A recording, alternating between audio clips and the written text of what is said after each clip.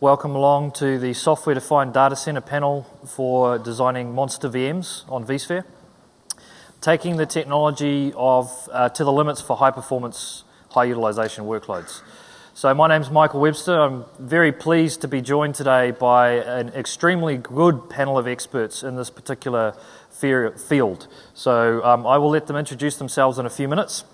What I'd like to do first is take you through some of the highlights of Vsphere 5.5 that was announced this morning, which will give you some of the idea about some of the questions that you can ask us, because some things have changed for the better as of this morning, and we're free to talk about all of the new 5.5 features. So this morning, VMware announced that the capacity of a host is doubled. So we now support 320 logical CPUs, 4 terabytes of memory, 16 NUMA nodes, and 4,096 virtual CPUs per host. In addition to that, we've taken the VMDK limit up to 62 terabytes, plus a little bit of overhead. So that's why we can't get 64. Full 16 gig fiber channel support. We've greatly enhanced failover clustering. So we now include full support for Windows Server 2012 failover clustering, including iSCSI, including fiber channel over Ethernet. Customers have been asking for that for a very long time, and we've delivered on it. We've also delivered round-robin path policies for failover clusters as well. So a lot of new things coming into the clustering arena, which are specifically targeted to help out monster VMs. We've delivered a lot of improvements into low latency. So the hypervisor has been optimized now for low latency workloads, and it's as simple as a tick box to get those extra benefits.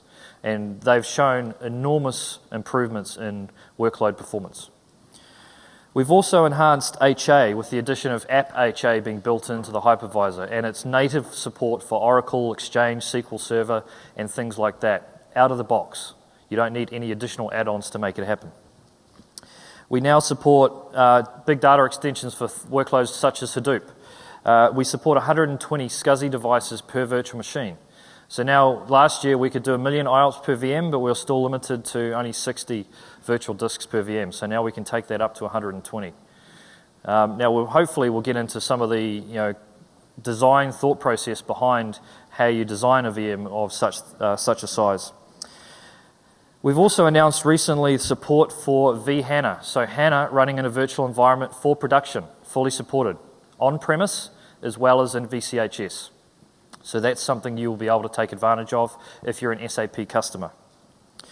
And lastly, just to cover the current limitations of a virtual machine. So we support up to 64 CPUs, we support up to 1 terabyte of memory per VM, and up to 1 million IOPS per VM if you ever needed to drive your workloads that hard. Okay, so when we're talking about monster VMs, it could be slightly different to different people. So whatever is a monster VM to you, this panel discussion is for us to help you go through the design process of designing clusters that are going to have lots of monster VMs in them. And potentially maybe 1 or 2 extra big monster VMs, like 512 gigs of memory plus, those sorts of things. So feel free to ask us any questions along those lines. Now what I'll do is get each of our speakers to introduce themselves. So I'm Michael Webster, I'm based in New Zealand, that's why I talk funny. I'm a VCDX, at the moment I'm the only VCDX in New Zealand, and all of the panel are VCDXs as well. And my particular area of expertise is SAP, Java, Oracle workloads, business critical apps running in VMware environment, and also Unix to VMware migrations as well. So from Spark, P-Series, that sort of thing, HPUX. My name is Mark Achtemichuk. People know me as Mark A. I'm a platform performance specialist within the technical marketing team. So my area of expertise is anything related to kind of the vSphere layer, definitely into the big CPUs, the big memory, integration into subsystems. So a lot of experience, again, watching our customers run some of the biggest workloads possible. My name is Mostafa Khalil. I'm a technical support director with VMware Global Support Services. I am the technical lead for the support team that supports the vCloud hybrid services. And my focus on storage has been from day one. I've been here for a little over 14 years. I'm Andrew Mitchell from VMware Asia Pacific, run the business critical app virtualization practice for the Asia Pacific region. Yep. My name is Frank Denneman. I'm the non-VMware employee on this panel. I'm a tech Sorry? Turncoat. Yeah. I'm the tech evangelist for Pernix Data, and before that I was a colleague of Mark at the technical marketing team at VMware, where I focused on DRS, storage hero control, storage vMotion, and vMotion. So basically the resource management features within the vSphere stack. Thanks very much, guys. And I also work with Andrew down in APJ as part of the VBCA practice for APJ, and I do the technical leadership for that team. Okay, so we don't have many slides today. Just in case we do mention something that's in the future, you can't hold us to it. That's all the slide says, okay? But most of the stuff that we're hopefully going to be talking about is your environments today and 5.5 and what they could be in the future. Okay, so these are some of the things that we thought would get the juices flowing so that you could start asking us questions. So, you know, what is your definition of a monster VM? I mean, we were discussing this today, and it could be different sizes. It could be 6 CPUs, 96 gigs of memory. It could be 16 CPUs, 128 gigs of memory. We've got customers, you know, running happily workloads with 32 CPUs, 512 gigs of memory for an entire SAP platform in a VM. So it could be anything, but those are sorts of the areas that we want you to think about. Storage design limits capacity and performance, and how potentially you design around those problems. Host, cluster, and virtual data center design. So any questions you've got around how you design that for lots of monster VMs. VM design for the actual virtual machine itself and resource management thereof. Availability, and then data protection and data recovery. So if you've got a VM with 100 terabytes of disk attached to it, you're going to have a special solution to at least back that up and protect it if you've got to protect the whole virtual machine. So what we'll do now is we'll open the floor to questions. We've got 2 microphones placed on the floor. So if you want to ask a question, if you could just line up behind the mics and just fire away. Give us your toughest, baddest questions. Okay. Okay, it is on. So, of course, this session, I imagine, is going to have a whole lot of it depends coming from you guys. So I'll try and frame this to minimize those as much as possible. So let's assume that in this cluster, we'll have no memory over commitment. That whatever we allocate is well within the physical RAM of the host. So I'm really more interested on the CPU side of things. So if we think of your typical modern Intel-based server, it's going to have 16 cores at most if it's a 2-socket. So let's also frame into that. So what I'm really interested to kind of get the panel's opinion on is if we were doing, you know, let's say it's 8 core on the one hand, or maybe 6, or not 8 core, sorry, 8 vCPU or 16 vCPU. Let's start off with 16 vCPU. How comfortable are you assuming that these are heavy workload VMs? You know, typically if you're assigning 16 vCPUs, you're assuming it's doing quite a bit of work. How comfortable are you with doing overcommitment? You know, would you say that you would start pulling back, maybe get closer to 1-to-1, meaning 1 virtual CPU to core? Would you, you know, and again, I know there's a whole lot of it depends, but again, let's try and frame it under let's assume it's really a busy VM, probably, you know, no less than 50% utilization. Yep. Okay, so I think I'll start off that question. I'm going to try and limit the number of answers so we can get 3 more questions.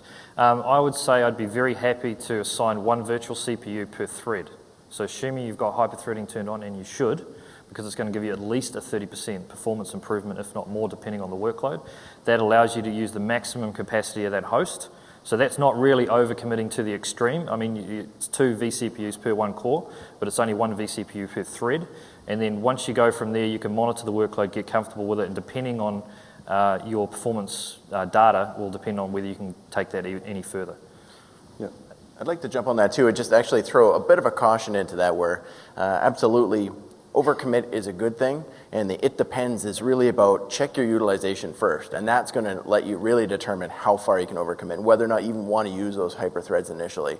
So it's very simple math. Add up what's being used, divide by the number of physical cores, and put on start there.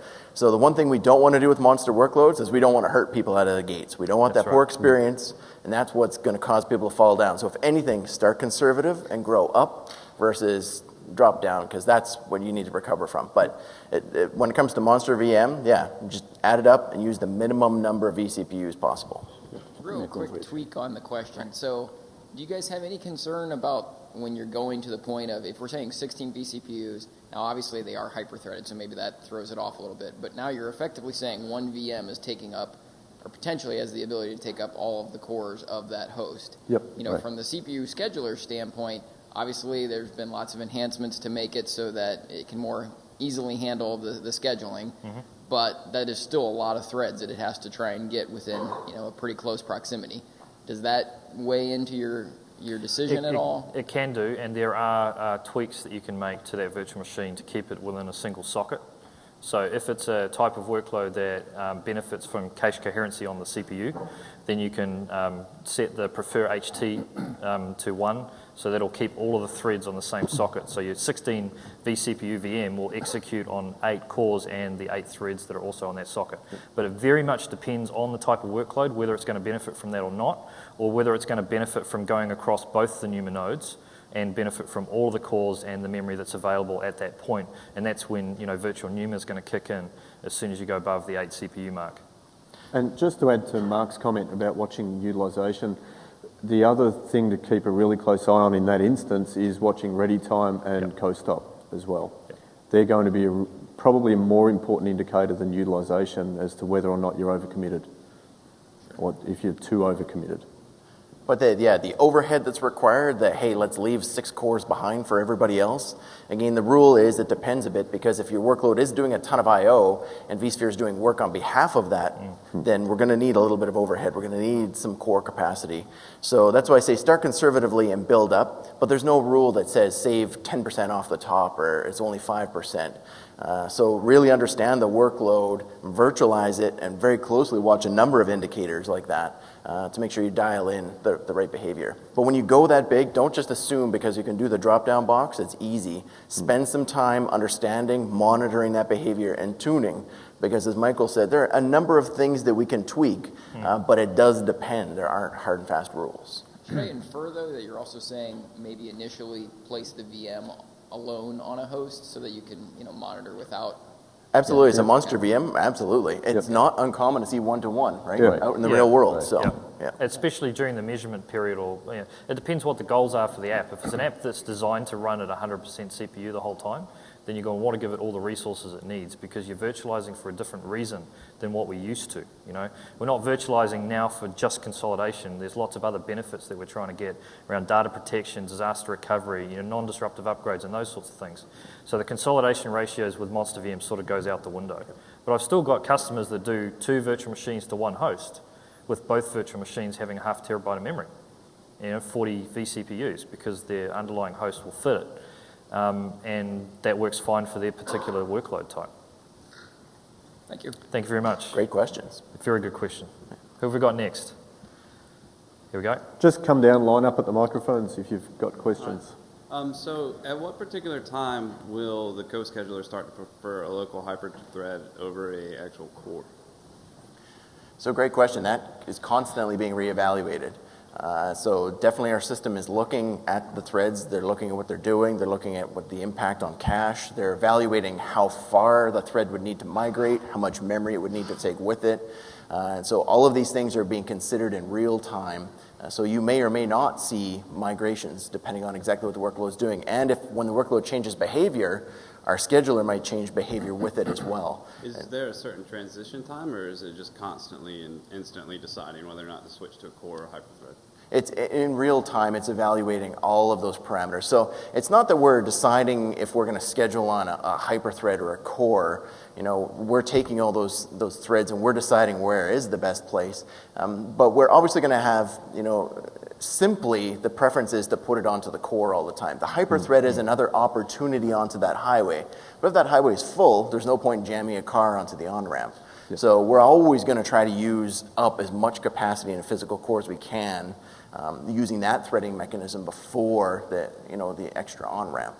So, And we do, sorry, go on. To add to it, you have to look at a single core. When you run a workload on a single core where nothing is active, it gets access to all the resources of that core. So the cache, the L2 cache, the L3 cache, the bandwidth to the memory. The scheduler keeps that in track. He knows that, right? So there's something called stolen time, and there's something called, let's not go into much detail, but when you're scheduled on a hyper-thread SMT, that's one of the things, it actually gets reduced the amount of time it's being scheduled on the CPU. So there's some sort of discount involved, like, hey, because you didn't get access to all the resources, we're going to give you a discount to the time you're on this, the CPU itself.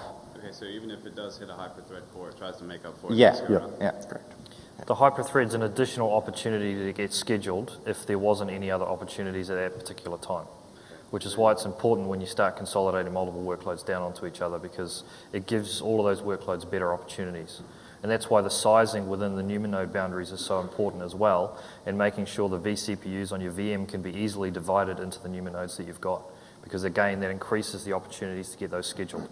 Do you find that that decreases when you start doing VNUMA? To be honest, it should, yes. But I'm seeing that more workloads out there aren't NUMA aware. There's an outstanding number that just don't pay attention. So certain workloads that can understand NUMA topology and do take advantage of it, yeah, that makes sense. They get that, and they're going to schedule. The OS is going to schedule a little bit differently, and we'll honor that. And some of them do understand it and perform terribly anyway. That's right. Yeah, like Oracle. Oracle. Yeah, Oracle. And then last question, real fast too. Back in the day, there was a very excellent, like 30, 40-page white paper about the co-scheduling and the scheduler. Is there going to be a refresh since that? Can we expect some documentation for 5.5 since it's gone up to 320 vCPUs now, or what? There was a refresh for 5.1 of that paper, not quite as in-depth or as big, but I think it breaks up the important concepts. There isn't currently anything scheduled for 5.5. That's great feedback. I'll take that, because that's something that I would work with the performance engineering team on getting published. So I'll definitely put a +1 next to that. I'd like to see that as well. And coming, in our future, obviously we want to continue that, because we want people to see what we're doing and how we're doing it. So we will plan on most major versions to do refreshes. Thank you. Thanks very much for your question. Good day. So for me, a Bunster VM for a small shop in society means a humongous amount of resources. For me, is being proactive towards what the development team per se, or the application team will say, I need a VM, I don't know how much I need, just give me everything. And then you try to forecast exactly how this is going to be used in their staff, but then later on, then you realize the loads that they were discussing or thinking about it really doesn't exist. Yep. And trying to bring it down, sometimes it becomes to a problem, not that much of convincing them, because you don't have you can control what's going on in the VM environment by yourself without even telling them what you're about to do. But it's the maintenance window between, hey, I want to recuperate those resources for having on my capacity, because I know I already saw you for a month or 2 months, and you're not going to do anything with that. So what's your take, and what do you foresee as caveats? I have a couple of ideas on that. Controlling and capping the resources and the weights on a VM, so I don't have to go through the process of doing a maintenance window and have it ready for whenever that VM really actually is going to use it. So let's say it has an 8 processor or 16 processors, and I'll say, you know what, you're really not using that. Maybe a 4 processor will be just enough for you. But I don't want to deal with the add-on on the operating system on that part, or on the memory, or other type of resources. So I wonder what's your take on that? Capping the resources. I know it's not gonna affect them. What I will see. What do you think is going to happen later on? So when you say capping the resources, are you talking about limits on the VM? Limits on the VM. That would be my absolute last recommendation, especially on memory, because you will kill the performance of the application. What happens when an application starts up, generally it talks to the operating system and says, how much memory have I got? And then once it finds out, it will tune itself based on that amount of memory. But then you're putting an artificial constraint and forcing it to swap before it actually hits that limit. So the application's tuning is incorrect for that amount of memory. If the application supports it, what I would probably do, if you're trying to do this with no downtime and no maintenance window, if the application and the OS support it, hot add could be an option there. I was thinking more like, for example, on a SQL environment, you can just start taking off the memory and reducing, just telling what's going to be your limit, and as the database starts going into idle mode, start releasing. That's going to have an immediate and detrimental impact on performance if you do that, so it's not necessarily a good idea. What we really want is something that's intelligent, that does sort of hot remove, and that functionality is just not available in x86 operating systems yet. So if you want to, tap on Steve Ballmer's door and ask him to add hot remove to Windows, then maybe we can do something in the virtualization platform. But it's a good question. Have to be quick Thank before you he very leaves. much. Can I add something? Yeah, sure. You have to remember that a limit is something in that exists in the hypervisor. It's not being translated or pushed up towards the virtual machine itself. So it's completely transparent. So what Andrew said, the caching mechanisms of the application itself, they see that number that you provided with the configuration of the virtual machine. However, the hypervisor itself, the scheduler, sees a completely different value.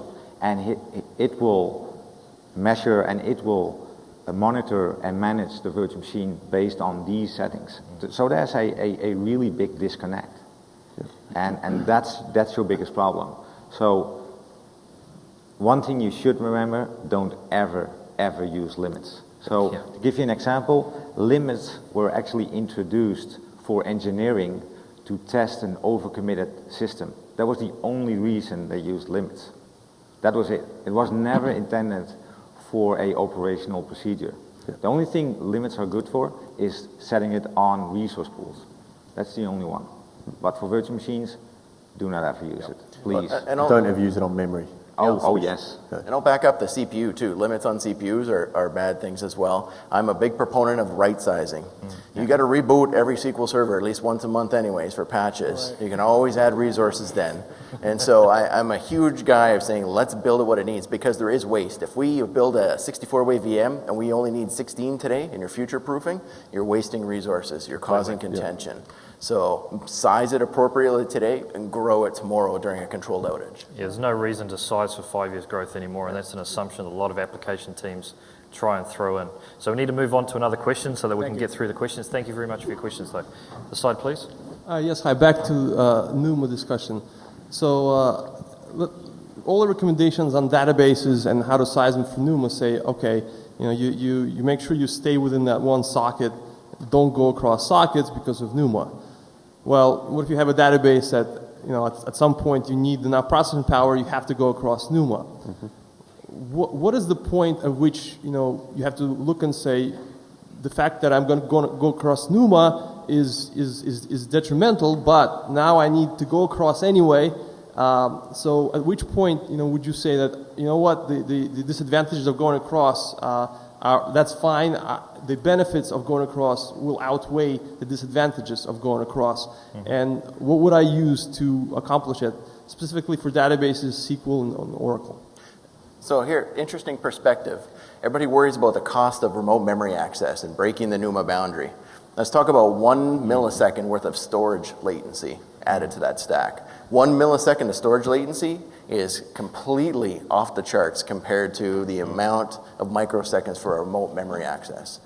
So when people panic and worry about NUMA, don't so much. It's important to pay attention. We want to squeeze out every percent. We need to watch that. But seriously, watch the latency on the storage side. That's going to more than compensate for anything you would do crossing a NUMA boundary. Yeah. So again, it comes back to right sizing. If the VM will fit within a NUMA node, then by all means try and keep it within a NUMA node. But if you've got requirements that mean you need more CPU or more memory than you can provide from a single NUMA node, there's no problems in crossing. And as long as you're running on Vsphere 5 and above, then virtual NUMA is going to be exposed to their virtual machine. So provided the applications and everything else understand NUMA, they'll assign their processes and memory to the local bank anyway, so there won't be any detrimental performance associated with that. Oracle? Provided you're not running Oracle, because if you turn on NUMA and Oracle, it doesn't work very well, so you just disable NUMA and Oracle. But SQL does, right? SQL does. SQL works fine, yeah. So and don't take that to mean that I'm saying don't run Oracle across multiple NUMA nodes, because we've got customers that do that and it works great. If you need more CPUs for your application to work and you need more memory for your application to work, it's far better to give it to the application and then worry about optimizing the storage, because as Mark said, that's going to have a much bigger impact on a database, because your database is just an extension of your storage. Thank you. Thank you. So my monster VM is people doing things like SQL mirroring within VMware, and even though we explain to them, look, got to pick one HA, they kind of refer back to some of your earlier white papers with Exchange. So some of the issues that I'm facing are this high I/O and no support on when do you really virtualize. I mean, I think you guys have the market share, that's great, but there's nothing that says, look, I got 10 databases, why am I not just leaving them on a physical cluster and then maybe virtualizing the front end? And then lastly, I start to have issues with backing that up because you don't have the tools quite yet to acquiesce that database from the third parties, and I've got a lot of disk contention going on. And yes, we still have to go off the tape, so that becomes an issue. So those are my issues, and just like to hear back from you what you've seen other customers do to deal with this. If they're more operational, and they're very detrimental to the entire environment, especially when I start taking snaps and things like that. The data change rate then goes through the hypervisor, and there's a lot of degradation there. If I move a VM, vMotion a VM, I've got a copy from where it moved, and then more space on the side, so that kind of rules out DRM. So from a broader cloud sort of perspective, how do you guys see that being handled with these large, huge machines that are stuck up in there? So with all the databases that I've worked with, so anything that's above a few terabytes is still using ingest agents and designing high-speed backup networks out to whatever their tape backup solution is. And we sort of see that being popular at above about 2 terabytes of a database. So some of the biggest ones that we're running, 40 to 100 terabytes, they're still doing more of a traditional type backup at that sort of size and scale. Any other thoughts? Backup recovery? I do. The one thing I did want to clarify, I heard from you is it sounded like in the storage stack there's some worry about overhead and it's slowing things down. Absolutely, I don't think that's the case. We shouldn't be seeing behaviors like that. So it does come down to, unfortunately, capacity. You got this much data to push out this kind of interface, that needs to happen. But we shouldn't be adding any overhead or straining points to that. Yeah. So just throw that out as well. So depending again on what you have to recover, what's your RTO and RPO, unfortunately, a lot of people, even on physical workloads, are still using backup agents like that. Yeah, but if you look at the benefits of virtualizing, right? If you take those workloads and say you've got some sort of high availability solution, either mirroring or something else in there, what happens when a node fails? Well, the node's gone. You're going to have to replace the piece of hardware or fix the piece of hardware. In a virtualized environment, you immediately get better availability because if a node in that availability group fails, it's immediately going to restart on another machine. You can do completely non-disruptive upgrades to those virtual machines as well, provided you're using availability groups or mirroring or rack and not failover clustering. Because failover clustering is a little bit harder because we can't vMotion just yet. So there's a lot of benefits to virtualize those types of workloads. And because there's a benefit there, you should definitely consider it. The I/O problems can just be sorted out with design and having the right storage behind the back. But make sure you're using multiple SCSI controllers. You've got 4, you might as well use them. Use multiple virtual disks and multiple LUNs if your database needs it.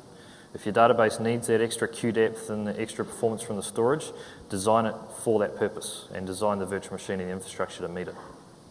Thanks very much for the question. Just the other thing really quickly too is we talked to a lot of customers that have implemented clustering or mirroring solutions because they've got an uptime requirement, and it might only be 3 nines, but they've put in clustering.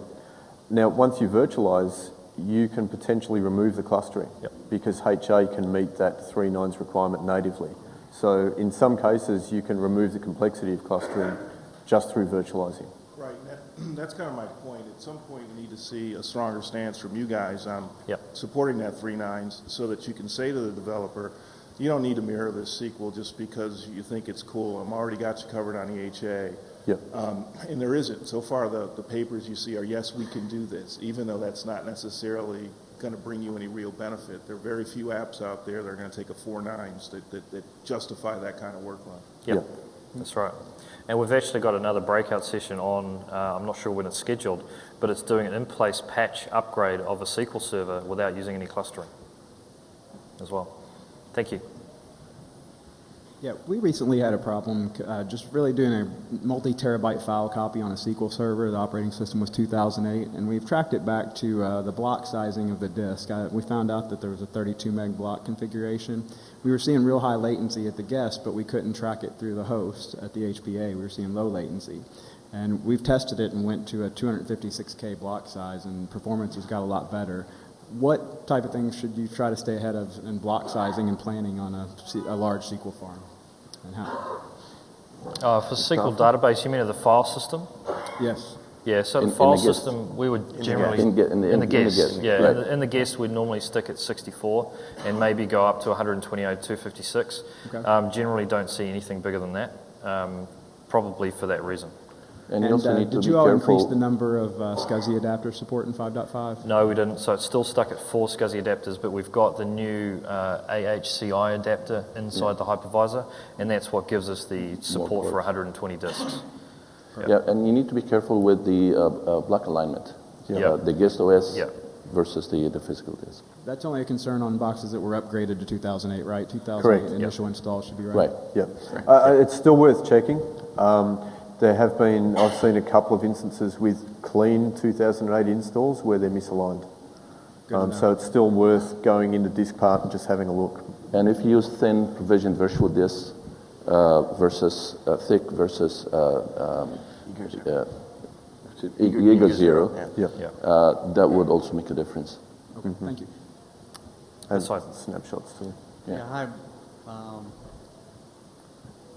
So most of us have like monster VMs, which usually have we have a data warehousing system, and the requirement for that data warehousing system is high CPU, high memory, and high I/O, and that requirement is just for like 2 hours, 3 hours, and rest of the time it's just idle. And obviously the CPU, memory, disk are just how do you give ad hoc or just give a time slot to have the memory and CPU and I/O controls? Yeah. I think shares would be your best answer, because shares is a proportional system based on the activity of the application and utilization of your complete environment. So if there's contention, so where there's more demand than actually resource supply, the scheduler will prioritize the virtual machines with a higher share value. Now the moment that virtual machine isn't doing anything anymore, it's being idle, his share value doesn't really count when other virtual machines compete for resources. When you use a reservation, that's a static setting that is always applied. So in that case, you are in one way or the other doing a denial of service on your resources for your other virtual machines, whereas shares don't have that effect. Okay.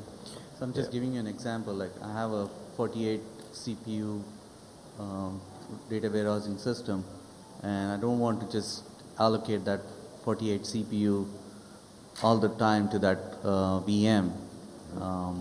Is there a way, automated way, we can just... That's the shares. Well, I think shares is really the alternative. Unfortunately, you have to size it for the peak workload that you're looking at. So it would need to be that 48 virtual CPUs. Okay. You know, it gets back to what we were talking about earlier. There's no mechanism for hot remove of resources at the moment. We can't scale a VM up.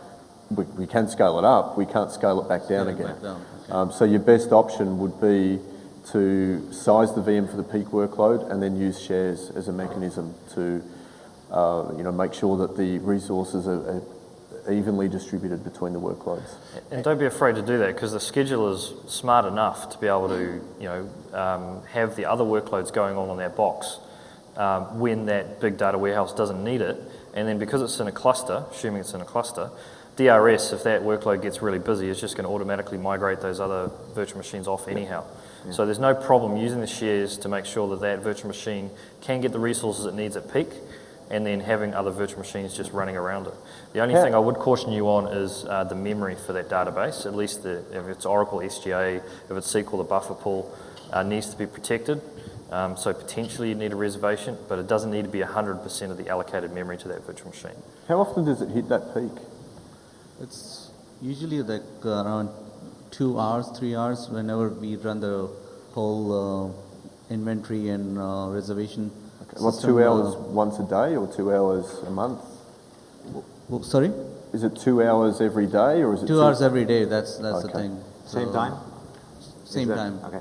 So what you want to check out is go to the innovation booth, the VMware booth, and there's a demo running on proactive DRS. It's going to be released as a fling soon.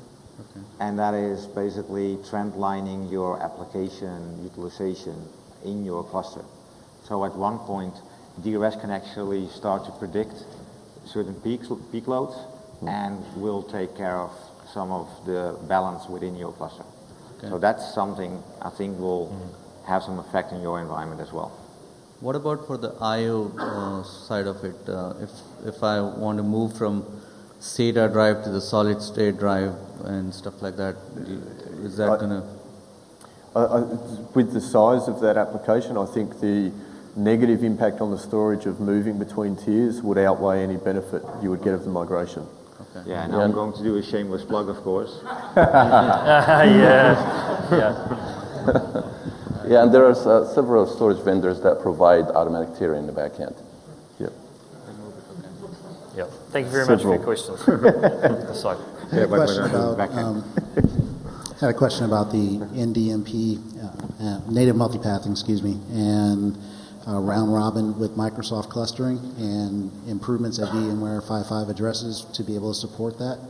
Do you have any background experience, any knowledge of, can we now set up Microsoft clusters if our SANs had native multipathing set to round robin in 5.5, or are there still? Yeah, in 5.5, so you have to have 5.5. Can you use round robin with MSCS? Yes, with 5.5 you can. Yes. Yeah. Okay. If you needed to use something that looked like round robin prior to 5.5, then you need to use something like PowerPath VE or one of the other plugins. But with 5.5, you can go and use the native multipathing plugin for round robin. Yep. Out of the box. And you can also do FCOE as long as the server vendor's certified it. Right. Yep. Okay, thank you. This side?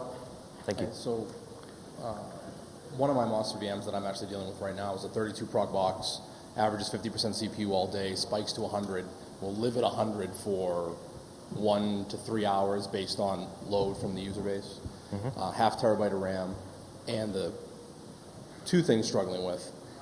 I can't really use any of the vMotion or any of the DRS functionality because as soon as the database tries to move or tries to load balance the system across, it does heavy blocking. The entire system goes to crap. You see the utilization in SQL drop way down because as it does its final cut, copied over that half terabyte of RAM, goes to cut it over, it just ceases everything. And that cutover takes 2 to 4 minutes on a 10 gig LAN with dedicated 10 gig. What version of Vsphere is that? 5.1 update 2. And what's the mix of I/O on the same host?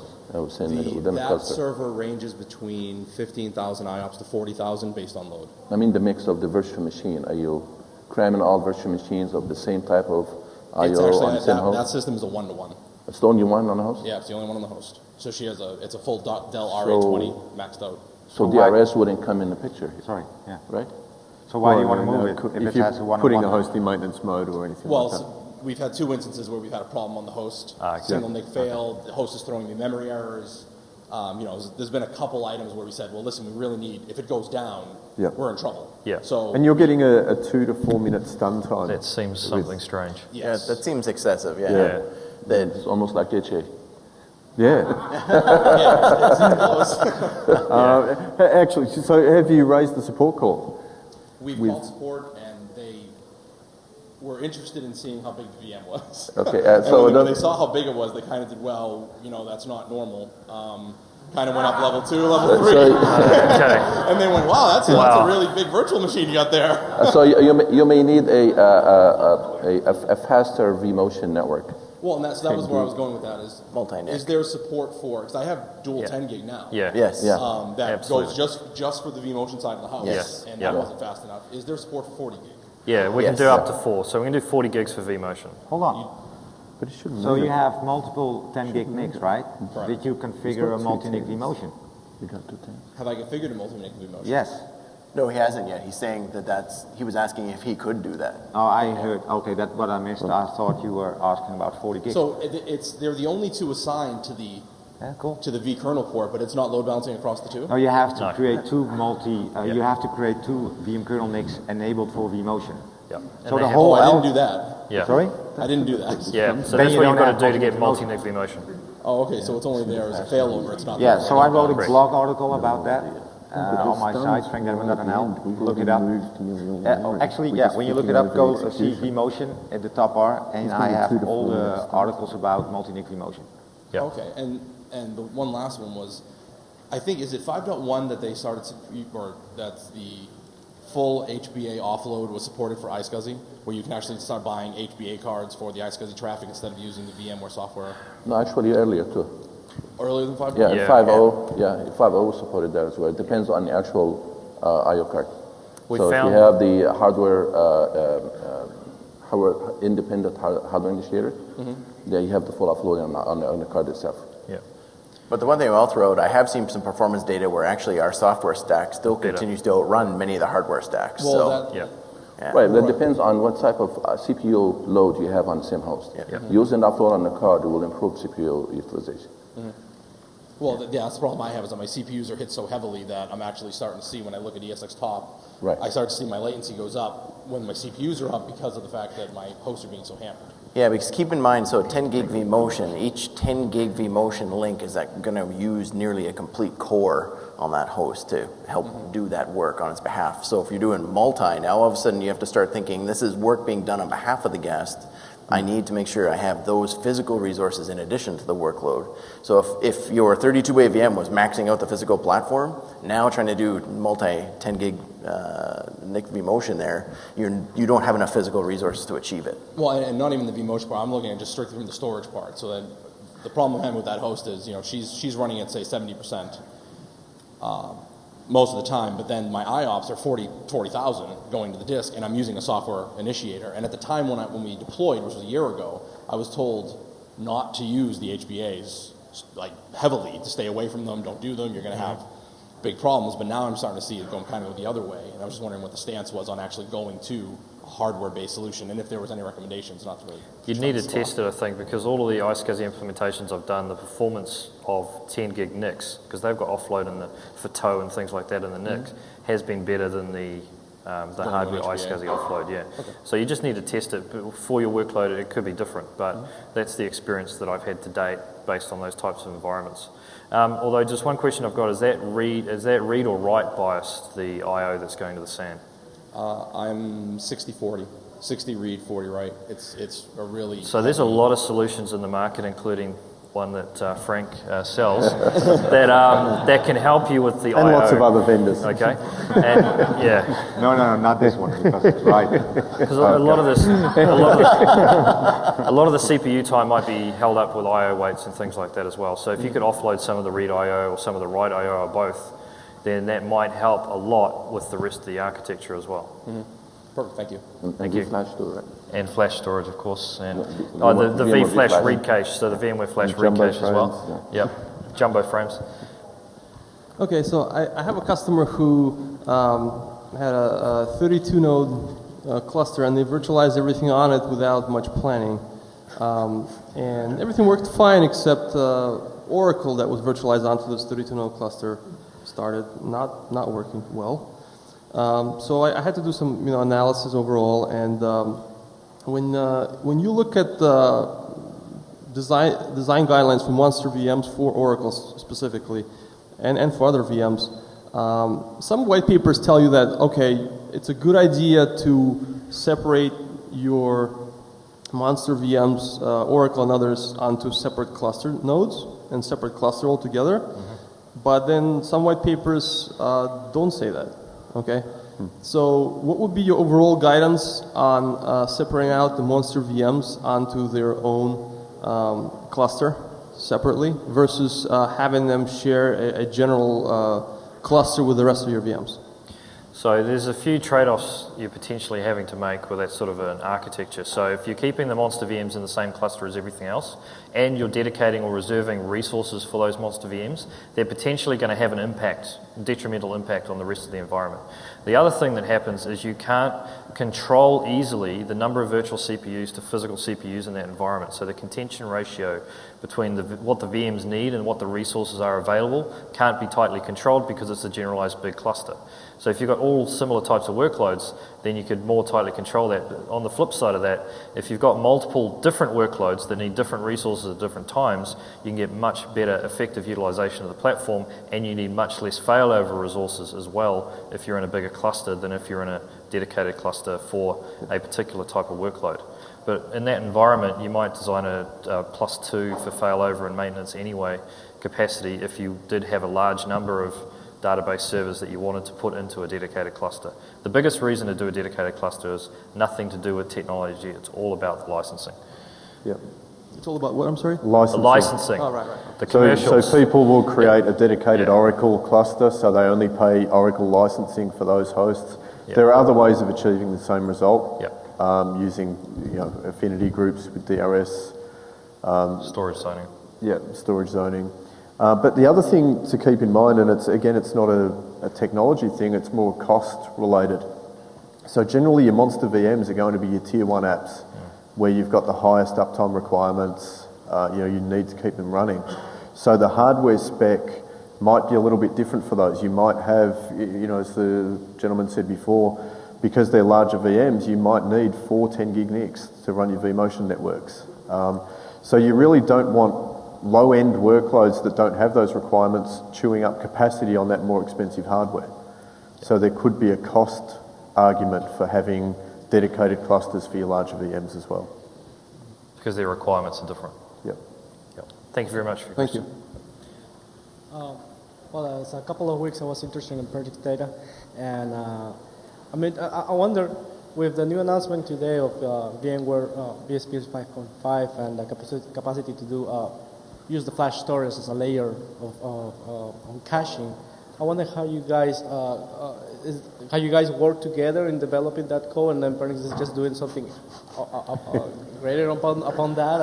I just interested because you want to take this one? I don't want to make it a sales pitch, but I was interested on Pernix what it was going to be do for me when I was coming here. Yeah. And I'm hearing that announcement. I'm probably going to be looking for them, try to see what improvements I can provide to my storage. But I will wonder if you guys collaborate to develop part of that code together. So the VMware Flash read cache that we announced today is really a reference implementation for an API framework that we've developed that partners are going to be able to plug into. So this is just our version of that, and then our ecosystem of partners are going to be able to develop their own solutions on top of that. I don't know whether we worked in collaboration with anybody else on it. No, there's a separate product that's completely built separate. from scratch. Yep. Thank you. So I can advise you to go to the VMware booth and ask about vFlash. Read cache is the name, It's right? VMware Flash read cache. That's the one. We used to call it vFlash, but vFlash is the API and the framework rather than the product now. And then go around the solution booth to check out the other vendors. Including yours. Yes. Including mine, of course. Very good. Thanks. Yeah, nice, right? Hi. My question is multi-part about surrounding best practices. Number one, in previous versions of ESX, there was a problem with having mismatched VM sizes and a monster VM changing the default slot size and having problems with admission and resources. Is that still a problem with this version? No, so that could have been overcome by using the percentage of resources reserved for failure. So the slot size actually changed when you went from 3.5 to 4. You could have actually eliminated that problem in version 4. Okay. Yep. And is there actually a published best practices guide at this point for monster VMs? And if there's not, could we go down the panel and have everyone name a unique, these are must-dos and these are absolutely do not do with a monster VM? I like that idea. Yeah, there isn't a specific white paper that I'm aware of for just monster VMs, because normally it's focused on an application because we're looking at a higher level most of the time, which is why we thought we'd do this panel, because a lot of the times you're going to be running lots of monster VMs that are different in the same cluster. The one thing I would caution everybody on is making sure you've got enough resources so that if a host fails, all the VMs running on that host have got somewhere else that they can fail over. So even using percentage of resources reserved doesn't mean that your cluster is going to have enough free capacity on a particular host to fail over those VMs, especially if you've got reservations in use. So DRS will kick in and it will take care of some fragmentation, but that's going to take time. So my recommendation would be to size your host to be twice as big is the largest virtual machine you want to support as a target. In some environments, maybe you could push it up to 75%, but that would be my recommendation. I'll step up and say, coming back to the right sizing message again, which is everybody loves to make a big one, everybody claims to have a big one, please do the math and make the right size VM. Because that's the bane of my existence. I'm constantly on the phone with people with 64-way machines, and believe it or not, they run 8-way. So it's right size for me. Got any storage chips? That's going to be a bottleneck. Oh, okay. Storage is never a problem. No, it's like a blessing in disguise. Depends on how you design it and how you size it. So there are several factors come in the picture, not just the size of the virtual disk or the type of the LUN, or you're going to use an RDM versus virtual disk. You're going to be using flash-backed LUNs, or you're going to be using some local acceleration or I/O improvements components, or you're going to be using hardware-based acceleration. These are all what if, or it depends. You have to first look at your I/O characterization of the workload and build for it. If your application is disk bound, as I/O bound, then you would pick the fastest spindles, the most number of spindles per LUN. The VMFS 5 only has a single block size, so it's not an issue anymore. Aligning the file system blocks versus the back-end storage and so on. One thing we haven't touched on with storage is the VMFS heap size. So that became a problem in 5.0 if you're running very large virtual machines with tens of terabytes of disk, because we'd run out of heap in the hypervisor and we'd start spitting out a whole lot of errors. Now that was changed at a patch, so the default setting was 8 terabytes, believe it or not, by default. You could take it up to 32 or 64, and then we released a patch to take it up to 60 terabytes or 64 terabytes by default. So I'm happy to say in 5.5 it's capable of going to 128 terabytes, and the default setting is 64. So it's very easy to run very large disk footprint virtual machines now with VMDKs. You know, you can only use 2 62 terabyte VMDKs, but I'm sure we'll improve that over time. And that's it grows dynamically, right? In 5.5. Yes. Absolutely, yeah. So the heap size grows dynamically in 5.5 as well. So it's a much better implementation, and also the amount of disk space we use actually uses less heap than it did before. So we're using the memory for the VMFS heap size a lot more efficiently. I've got 2 tips. The first one would be a general rule: just because you can doesn't mean you should. Absolutely. You can create huge VMs, doesn't mean you need to. We've got 1 million settings inside vSphere, doesn't mean you need to change them. Yep. 99.99% of the time it works fine without tweaking things, and the number of times it tweaks have caused problems. I've lost count. And the second recommendation would be to buy the HADRS deep dive book on Amazon. Absolutely. Written by Frank and Duncan Epping. It's a really good guide. Teaches you a lot about how the resource management works within vSphere. Okay, we've got 2 questions left. Hang on, Frank's got... Sorry. I promise I will not talk about Koenigsegg. Okay. You just did. Yeah. So, one tweak I can recommend, if you have really large virtual machines and you don't have the bandwidth for vMotion, set that virtual machine, that monster virtual machine, to a DRS automation mode to manual. Not disable, manual. Right? DRS still knows it's a part of your environment, but it doesn't include it in the load balancing algorithms. So it doesn't want to drag that complete thing through your cluster, but it selects other virtual machines to achieve the load balance in your cluster, right? So that saves a lot of bandwidth, saves a lot of time, because in a DRS invocation period, the load balancing time frame, it has a couple of minutes to do it. If it cannot achieve that goal within 5 minutes, it just drops it, right?